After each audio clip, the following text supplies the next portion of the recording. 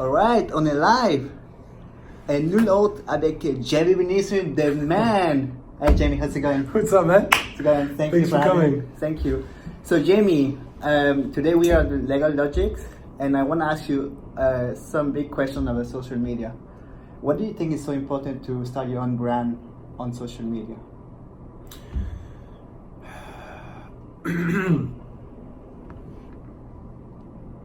I have to think about this one. That's question. the best question I've ever had, and it seems to be the easiest, right? Yeah. I think today the reason why je mise tellement, that I'm doubling down so much on social media, Yes. is that a lot of people say that I'm not confident yet, or it's so easy for you because you're so outgoing. Yeah. The reality is that I never loved the camera. I never did modeling. I never wanted to be an actor. Okay. And so what happened was that as soon as I found my own message, my own voice, Yeah. it started becoming almost a responsibility and obligation Okay. to talk to the world and my audience about what I wanted to do and what I wanted to change and how I was doing things my way. So for me, social media is so important because it's an extension of what we do. Yes. And it really gives people in our community a glimpse. It gives them a sample of the kind of people we are and how we want to be. And so for me, it's so important to be, I know everyone talks about authenticity, it's really obnoxious. Yeah. But if you're not authentic, and if somebody meets me in the street and I'm not the same way Yeah. that I am on social media, it's a huge disappointment. Yeah, exactly. So it's so important to actually do something on social media that's going to convert into real world value. Because you're saying that you don't like to be in front of the camera, but you're so charismatic, Jamie. You talk well, you crush the camera. Yeah, thank you. You know, it's become, I have fun with it. Yeah. And so I don't get paid to do LinkedIn posts. I don't get paid to do the things that I do. When I post, it's more because I have a story to tell. Okay. And because it's a great way for me to connect with people who think similarly. For example, I had a call this morning with a guy who wants to develop his own English media platform. Okay. He wants to develop a magazine, and he has all kinds of things. And he contacted me and he wants me to contribute and participate in this project because I made a post on English media. Yes, I remember that. You tried. And a lot of people, and I said that there was a lot of opportunity for guys like you because you're pumping out great content. And so he reached out to me. He's like, look, I saw your post. It inspired me because I'm doing something similar. Okay. And I'm so glad you said that because it gave me the courage to contact you and to like activate myself because it was like a call to action. Like, let's go, you guys, like it's time. Yes. And so it's conversations like that make me realize that if I'm just talking about things that are abstract or that are not the real Jamie Benizri, I'm never going to be able to take advantage of those opportunities. But that post that you did, it went a lot on LinkedIn. I think because we saw, like 2 weeks ago, a friend of ours, Derek Fish. Of course, Reckless Television. Of course. He lost his job. Him too, yeah. And I believe that this is going to continue. Yes, of course, I agree. Yeah. I agree. So it's so important. I talk, and you do too. Yeah. I talk about things that are happening in my life and are happening in our community. And, you know, we both love Montreal. Yeah, we love Montreal. We have Montreal, you know, in our background right here. Yeah. So I think it's so important for us, if we're not using social media to talk about the things that we love and the people that we really are in real life, then ça devient trop vaniteux. C'est vrai. I don't need to take pictures of myself in a bathing suit on a beach. Okay. Because it's not. First of all, I wear suits at the beach. Yes, you do every day. So first of all, I don't wear bathing suits. I wear a suit. Okay. But whatever I do has to be, the value has to be there. Yeah. And so I had a great call. Actually, you know Hassan Khalil? Yeah, come in. You know Hassan Khalil? Yeah, I do. Kassan, he called you. Come on in. Hey. Sorry, there was a knock at the door. Is everything okay? Yeah, I would just really like to feel Zoe to go over some. Yeah, okay, things.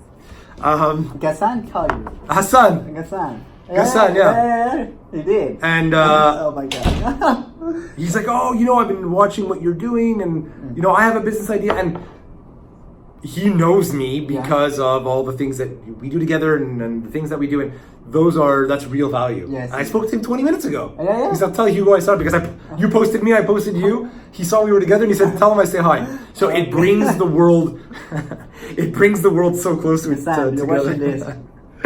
My man. I think I've messed up your email, so there's a high chance you didn't get my email. Okay, I'm gonna tell him. But please send me a message. But all this is that's for me. That's exciting when you can convert the things that you and I do into real contracts, real relationships, Yes. real things. That's the beauty of it, man. Jamie, do you consider yourself a brand, a media? I think I've become a brand, and not that I don't think it's not that I think of myself as a Calvin Klein kind of brand. I think that there's Jamie Benizri, kind of the guy that goes around as an entrepreneur talking about life and business, and then there's Jamie Benizri, the lawyer. Yeah. It's two Different stuff. different people and trains of thought. So I think that we all have a brand. Yes. Hugo Prince definitely has a brand, and you have Alulu. Yeah, it's a funny name. I always forget it. Alulu Technology. Alulu Technology. You have the Road to the IPO. You have Influencers Unite. I mean, you have all these brands. Silver Bass. You have Silver Bass. Yeah, you have My Sport, My Passion. Shout out to Silver Bass. Yeah. But you have all these different brands. And so Yeah. Hugo Prince he's the common denominator. He's the guy that brings value to all these different platforms. You know what? The point is, because that's only me. That all that stuff is me. So I'm trying to stay me when I do all these posts, and I think that's what gets people attracted to me.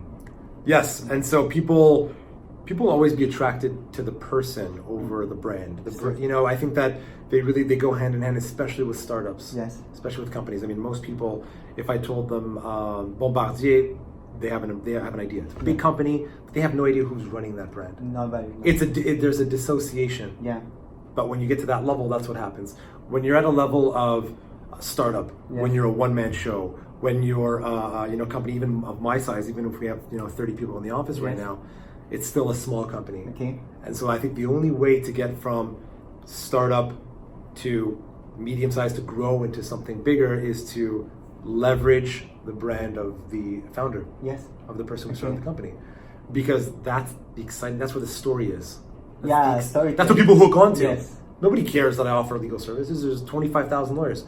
People want to know why I'm doing things differently, how I'm doing things differently. And I think if I'm able to convey that message, Legal Logik will get some brand awareness because of what the founder is doing. And they want to know about you. They want to know who's Jamie Benizri for real. Yeah, well, who does this guy think he is? He's doing all these things, he's loud. And so I think a lot of people, ils se méfient, all startups. Right, yeah. And so until you hear from the founder, until you've met Hugo Prince and realize how genuine he is, and that his mission really is pure, and all the things that he does really is for the benefit of the community, that's a much better story and a much better branding than just here's an influence event company, and we want to do it's who's this guy? Why does he want to do it? Yeah, why? And then let's go and see what he's doing for What's money. he doing? Yeah. And I want to congrats you because next week you're going to LinkedIn Global. Correct. Yeah. So unfortunately, I'm not going to be with you. I really want to support everything you're doing. Unfortunately, next week we're going to be in Jersey. We're going to be meeting some of the execs from LinkedIn. We're going to be spending some time. I'm going to be presenting some topics in Jersey with a Montreal delegation, and so these events are important because they allow me to leverage the Jamie Benizri brand. Exactly. And they allow me to, and when that happens, I'm able to extend the value for my clients, my Legal Logik clients. Okay. So everything I do, Jamie Benizri, has to make sense in the context of everything that I do. It's not in a vacuum. It's not, okay, Jamie Benizri is going to eat this and Legal Logik will only have that. There's no, y a pas de ligne qui démarque. C'est tout ensemble. Tout est ensemble. Tout est ensemble. Alors, et c'est la même chose pour toi. Même si tu as 3, 4, 6, 5 marques, it's very blurry and you need to distribute the value properly. Yes. But at the end of the day, Hugo Prince, when you're here today, you can identify opportunities for the 4, 5, 6, 10 projects that you're part of. Yeah. And so that's why it's important for me to go to Jersey sometimes and get out of your bubble. It's true. Like you need to go out sometimes. You need to go and chase certain opportunities. And this one presented itself, and I'm lucky enough to have the opportunity to be flown down to meet some of the execs in great U.S. organizations, and there's so much action right now with LinkedIn in Jersey specifically that I think it's going to be a great opportunity for me to bring some Montreal value, but bring some value back to Montreal. Yeah. And hook up with some of the heavy hitters on LinkedIn. And do you think that's because you post on LinkedIn a lot and that give you the opportunity? Imagine you never post on LinkedIn. No one would ever invite me anywhere. Okay. I would be home alone. No, because it's like, a lot of people have charisma. What do you do with your charisma? What are you going to do with it? Yeah. Are you going to use it for telling jokes at a bar? Are you going to are you going to use it to pick up chicks? Yeah. What are you going to use it for? And so I want to use some of my spare time and some of the stories that happen in my everyday. These are real stories. I'm not Googling what can I talk about today. Yeah. These are things that come to me spontaneously, and I turn it into a post in a way that's very easy for me to convey. Okay. So no, if I didn't post on LinkedIn, no one would ever call me and be like, "You'd be really good." This is like, man, you're making a lot of noise. Yeah. And some people seem to like the things that I post, and it's just and so I think if I can share that story and impact the platform somehow, then it sounds like fun. Was it easy for you to post on LinkedIn because you have a career professional, or do you find it like LinkedIn was your platform? To be honest, there are active lawyers on LinkedIn, but I don't know of any LinkedIn lawyers that are as active as me. I don't really know. I don't really follow the competition, so to speak. I mean, I follow a lot of people, but I'm not comparing myself to anyone. Okay. Everyone compares me to Beryl. Yeah, Beryl. Which is cool, Beryl. I love you, man. Beryl's my brother, but I don't compare myself with anyone. Okay. Because there's no point. I mean, Beryl's style is different than mine, and my profile, and I'm looking for different things than him, and so a lot of people are like, "Oh, you guys are, doing. Do you control LinkedIn Montreal?" And I laugh. I'm like, "No, man. No, we don't control LinkedIn Montreal." Jan in the top 3. Yeah. So we don't control anything. He posts his stuff, and it works for him, and I post my stuff, and it works for me, and we meet somewhere at these events like next week. Yeah. To talk about the different strategy, and it's completely different strategy. And Samantha, Chris has a different strategy too, and so I started posting on LinkedIn just because I was posting more on Facebook and back then and whatever, and I noticed like it was a different interaction. Okay. But the way that I speak on every platform, I try to be different about it. I don't always have time to have a whole different strategy. Yeah. But what I do on Instagram and Instagram stories is completely different than LinkedIn. I mean, I took a picture of you as you were sitting here on Instagram. You can see it now. But just because it's playful, it's fun. Tu penses pas. Mais tu t'adaptes à la plateforme. Il faut s'adapter. Ouais. Fait que LinkedIn, pour moi, c'est une plateforme où il faut penser un peu plus. Uh-huh. Tu peux pas poster une photo juste parce qu'elle est belle. No one cares. No one cares. You have to storytelling. There has to be some message behind it. Alors c'est la perception de l'audience et c'est le mindset de l'audience lorsqu'on est sur la plateforme. But Instagram, it should be playful, it should be simple. Tu veux pas penser. And LinkedIn, for me, I mean, you need to put some effort behind it. C'est pas juste une question de poster pour avoir des résultats, tu vois. But let's be honest, you, Beryl, and Jan, the top 3 on LinkedIn, as far as I see right now. Thanks, baby. I'm coming. But for you, and I want to talk also about women, because I don't. Well, there's Samantha Chris, but I don't see. Who is it? Luigi. Ah, Sylvain Baz, il est là avec nous. turn the camera. Where? Oh, he wants me to turn the camera. Ah quoi, c'est Crash ou qu'est-ce qu'il veut? C'est Crash. Oh, let's see. Let's go to Facebook and see. Je vais le partager tout de suite là. Go ahead, brother. I'm sorry. So because I see that there's not that much women that post on LinkedIn. Yes. What should we do about that? All right, so it's a very good question.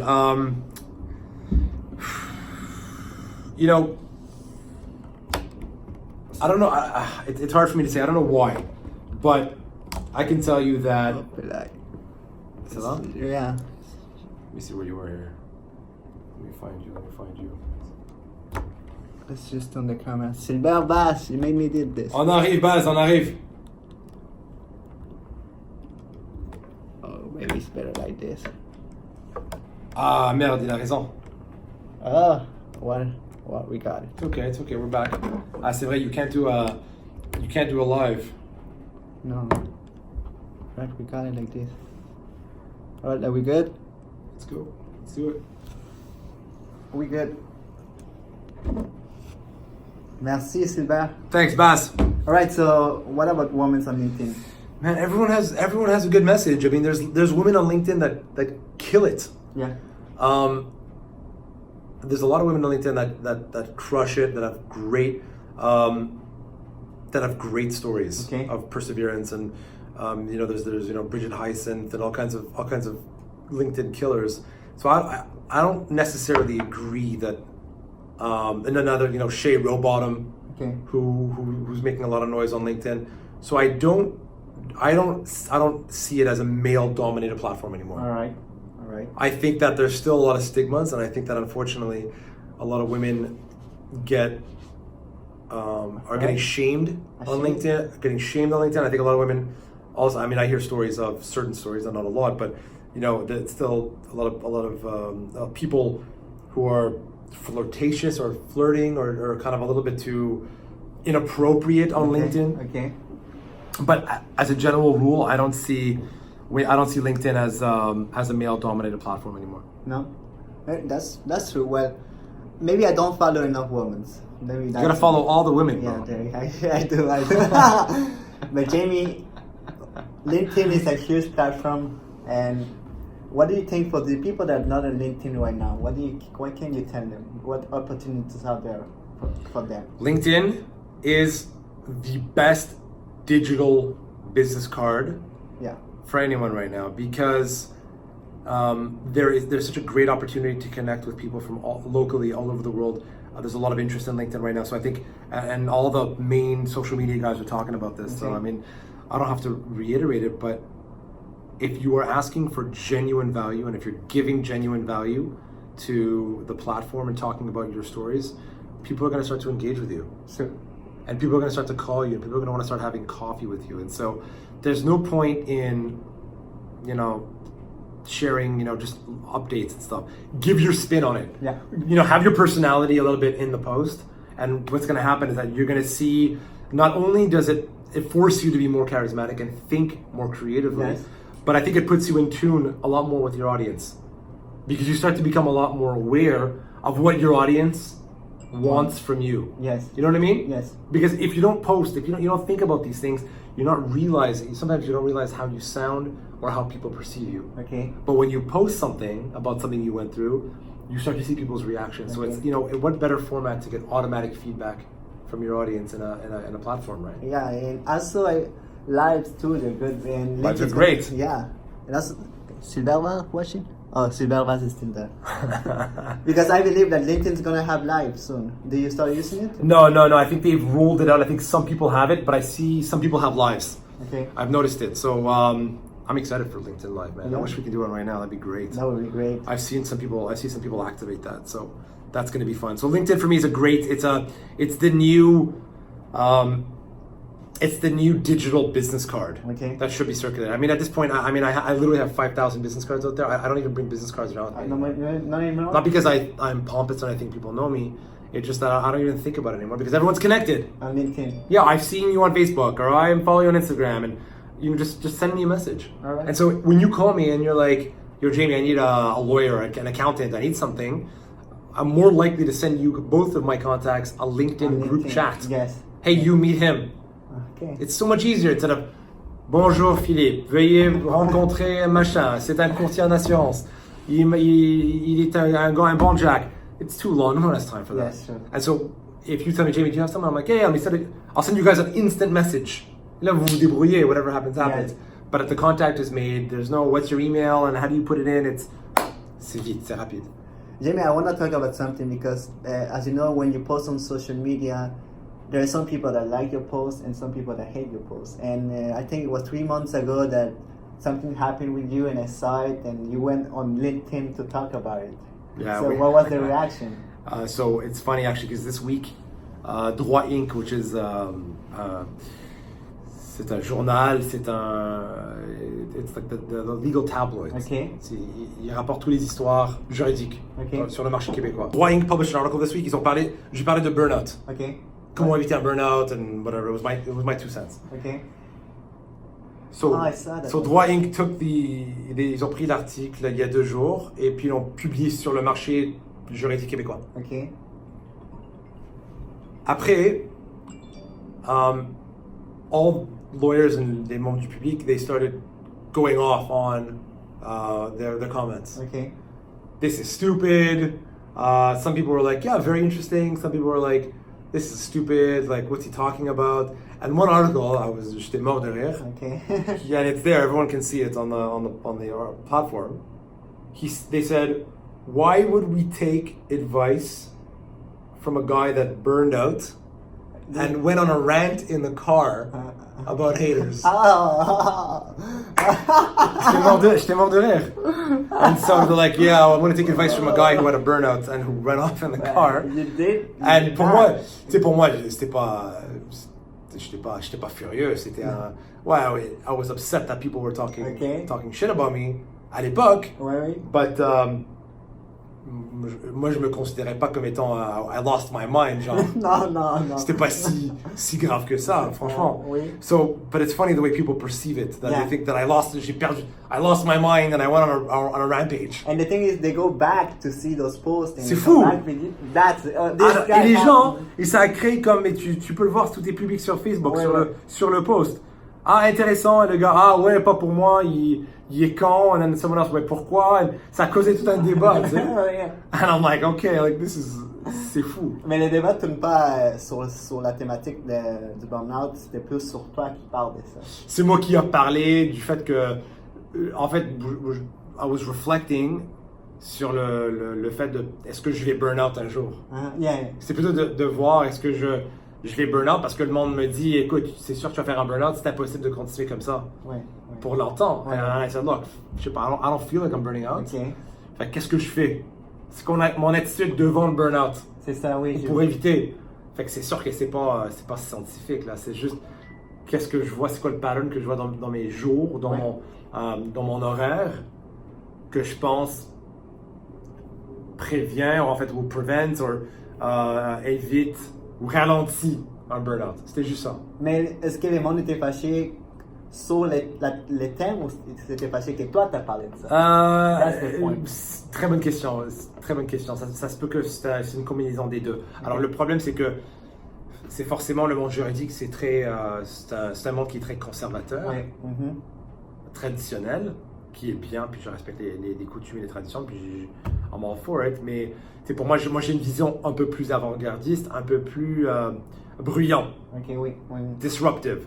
Alors je pense que quand tu m'enlèves du contexte LinkedIn et tu me rends sur un article qui est destiné à des juristes, conservateur, c'est sûr que je vais me faire bouffer là. C'est vrai. Parce que mon audience, c'est sûr que tout genre de personnes vont me voir sur LinkedIn, des CEOs, des unemployed people, peu importe, des avocats. Mais si tu m'enlèves du marché puis tu mets dans un marché cible qu'avec des avocats qui me vont aller, c'est sûr que the hate is going to start. Parce que c'est hors de la coutume. Tu sais, les avocats, pourquoi est-ce qu'un avocat va parler d'un burn-out? C'est quoi le rapport? Qu'est-ce qu'il sait ce gars-là sur le burn-out? Tu vois? Ça peut arriver à tout le monde, même à avocat. Écoute, l'industrie juridique, il y a une notoriété de burn-out. Tu sais? La raison pour laquelle je voulais en parler.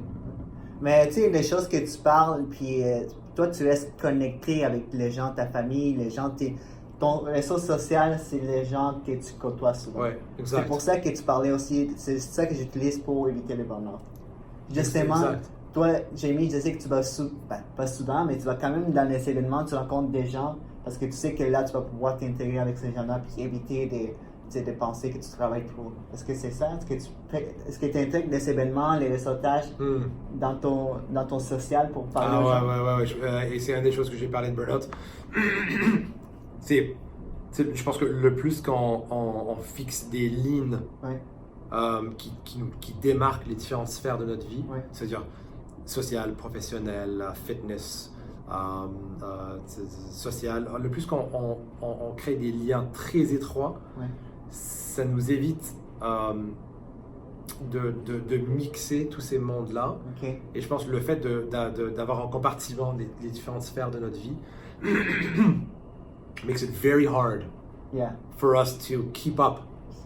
Fait que le plus que, tu sais, par exemple, on va faire beaucoup d'événements en groupe du bureau. On va aller, après 5 heures, on va aller directement faire un spinning class.